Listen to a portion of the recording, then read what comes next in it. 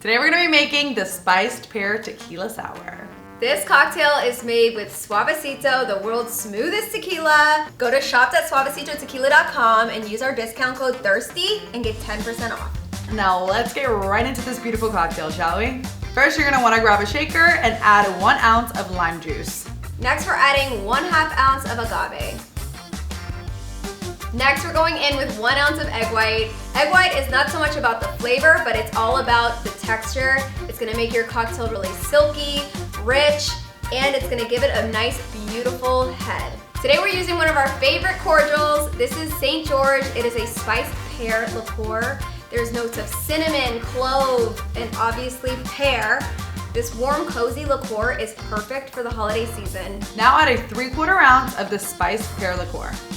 Next, add 2 ounces of a tequila reposado and a pinch of salt.